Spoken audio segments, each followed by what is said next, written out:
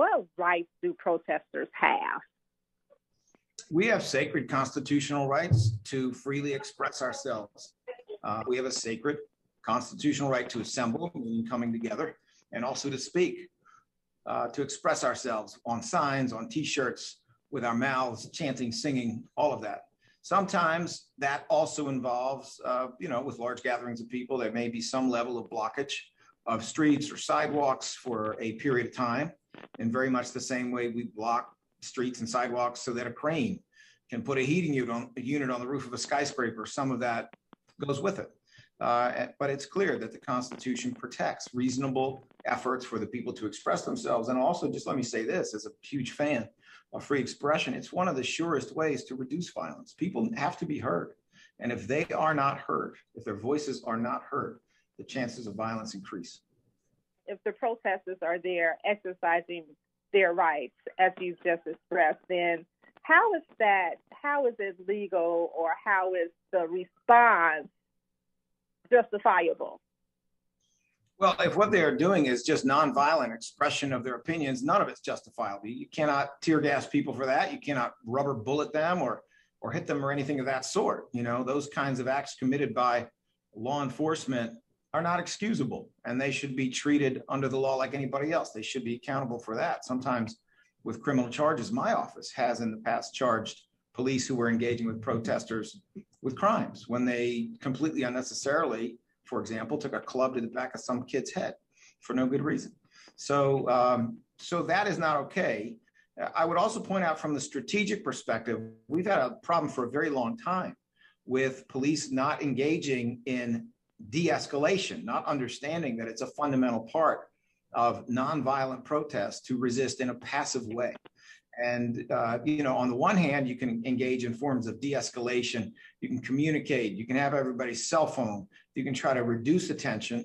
And on the other hand, you can do what we do so much of the time, which is you dress up your police officers as if this is a military engagement. They come out dressed like a bunch of Ninja Turtles.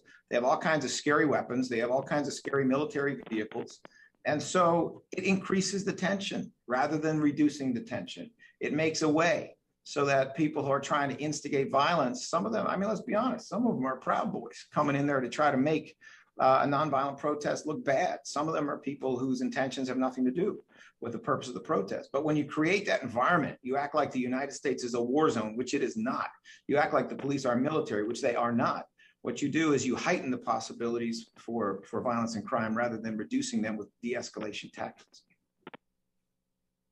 And I'm glad you said that these are decisions that are made from the top, from within, from offices such as yours, the DA's office. And when we talk about transforming the criminal justice system, what that looks like, reduced incarceration, eliminating cash bail for low-level offenses, among so many other things. And I know that these are things that, as we said, have to happen from within. And this is your platform. This is your plan. These are the things that you're trying to do.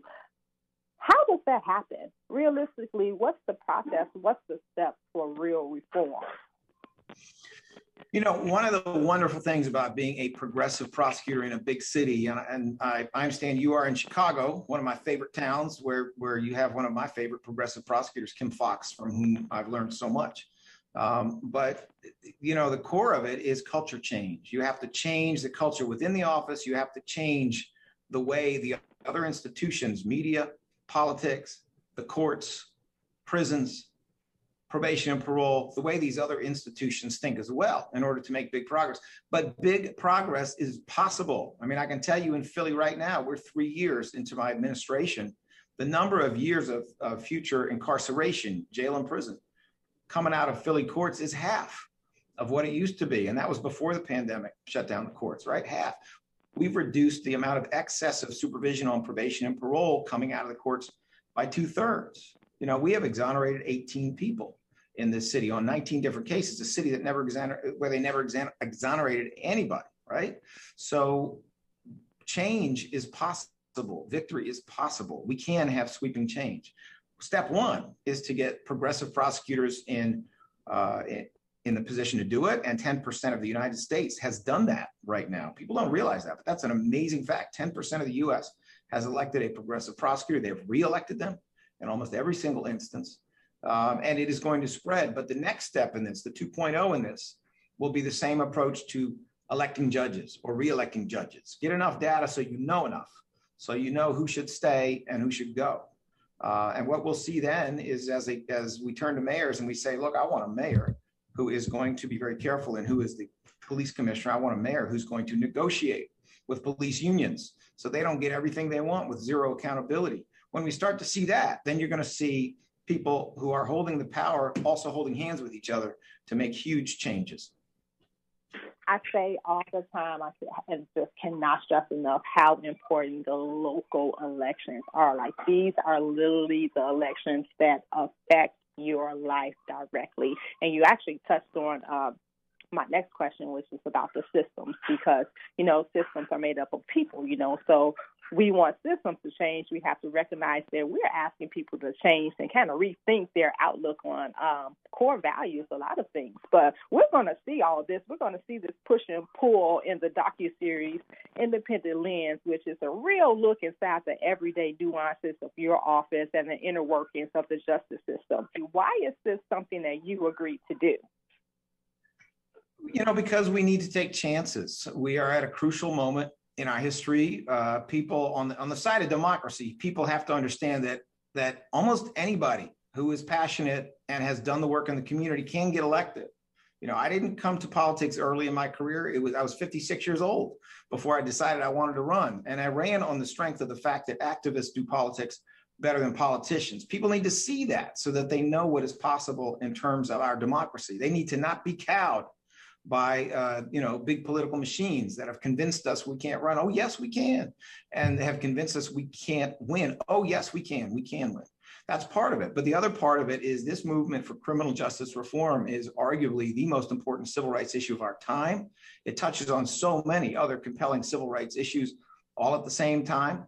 And people need to understand what it looks like to be part of that fight, what is possible, how ordinary people, and we are ordinary people, with the support of an entire city, can change things fundamentally. Once they understand that, they're going to say, oh, well, I can fix that car. We got the same car here. I can fix that car. I know where the nuts and bolts are.